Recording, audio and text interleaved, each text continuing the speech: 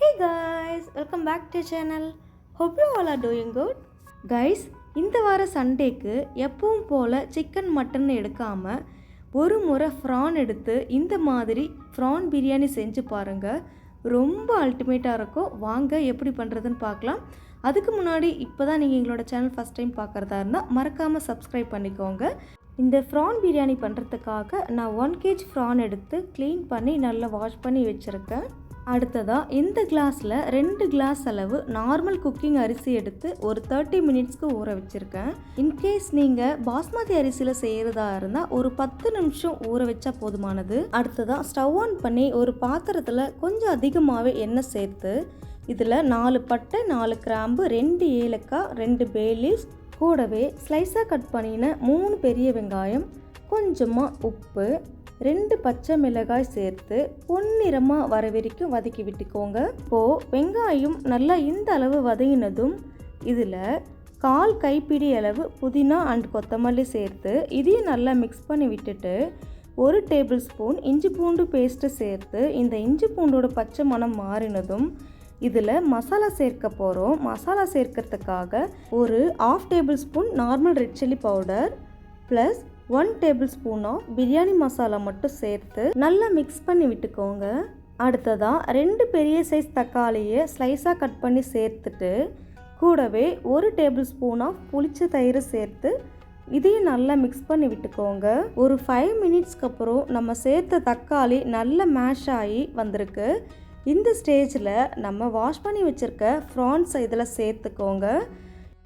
France சேர்த்துட்டு இந்த France masala கூட நல்லா மிக்ஸ் ஆகிற மாதிரி மிக்ஸ் பண்ணி விட்டுட்டு பிறகு ஒரு மூடி போட்டு 5 மினிட்ஸ்க்கு அப்படியே விட்டுடுங்க. ஒரு 5 மினிட்ஸ்க்கு அப்புறம் பாருங்கள் ஃப்ரான்ஸ்லேருந்து எவ்வளோ தண்ணி வந்திருக்கு. இப்போது மூடி எதுவும் போடாமல் ஓப்பன்லேயே வச்சு திரும்பவும் இந்த தண்ணியெல்லாம் நல்லா ட்ரை ஆகி வர வரைக்கும் வெயிட் பண்ணுங்கள். ஒரு 5 மினிட்ஸ்க்கு அப்புறம் ஃப்ரான்லேருந்து தண்ணி எல்லாமே நல்லா ட்ரை ஆகிடுச்சு. இப்போது வாஷ் பண்ணி வச்சுருக்க அரிசி இதில் சேர்த்து நல்லா மிக்ஸ் பண்ணி விட்டுக்கோங்க. அடுத்ததாக இந்த பிரியாணிக்கு தேவையான அளவு தண்ணீர் சேர்க்க போகிறோம். நான் இன்றைக்கி 2 கிளாஸ் அளவு நார்மல் குக்கிங் ரைஸ் எடுத்திருக்கேன். இந்த 2 கிளாஸ் நார்மல் குக்கிங் ரைஸுக்கு 4 கிளாஸ் அளவு தண்ணீர் சேர்க்க போகிறேன். அதாவது 1 கிளாஸ் நார்மல் குக்கிங் ரைஸ் அல்லது சீரக சம்பா அரிசியில் செய்கிறதா இருந்தால் 1 கிளாஸுக்கு 2 கிளாஸ் அளவு தண்ணி சேர்த்துக்கோங்க. இன்கேஸ் பாஸ்மதி அரிசியில் செய்கிறதா இருந்தால் 1 கிளாஸ் பாஸ்மதி அரிசிக்கு 1.5 கிளாஸ் அளவு தண்ணி சேர்த்தா போதுமானது. தண்ணீர் சேர்த்துட்டு நல்லா மிக்ஸ் பண்ணி விட்டுட்டு ஒரு மூடி போட்டு இந்த மாதிரி கொதி வர வரைக்கும் வெயிட் பண்ணுங்கள். அடுத்ததான் இந்த ஸ்டேஜ்லேயே உப்பு இருக்கான்னு செக் பண்ணிவிட்டு கம்மியாக இருந்தால் சேர்த்துக்கோங்க. இந்த மாதிரி பிரியாணி அல்லது 1 pot ரைஸ் பண்ணும்போது உப்பு லைட்டாக கரிக்கிற மாதிரி இருக்கணும். அப்போ தான் குக்காகி வரும்போது பிரியாணியில் உப்பு கரெக்டாக இருக்கும். இப்போ பாருங்கள் அரிசியும் தண்ணியும் நல்லா ஈக்குவலாக வந்திருக்கு.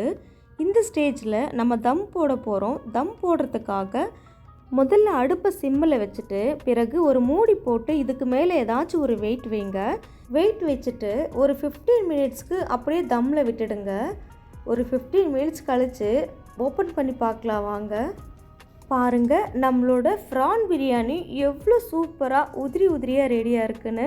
இந்த ஃப்ரான் பிரியாணி பாஸ்மதி அரிசியில் பண்ணுறதை விட நார்மல் குக்கிங் ரைஸ் அல்லது சீரக சம்பாவில் பண்ணும்போது ரொம்ப டேஸ்டியாக இருக்கும்.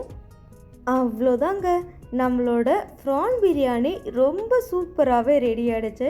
கண்டிப்பாக இதே மாதிரி உங்கள் வீட்டில் ட்ரை பண்ணி பார்த்துட்டு எப்படி இருக்குன்னு கமெண்ட் பண்ணுங்கள். அண்ட் இந்த வீடியோ உங்களுக்கு பிடிச்சிருந்தா லைக் ஷேர் கமெண்ட் அண்ட் மறக்காமல் சப்ஸ்கிரைப் பண்ணுங்கள். தேங்க்யூ ஃபார் வாட்சிங்.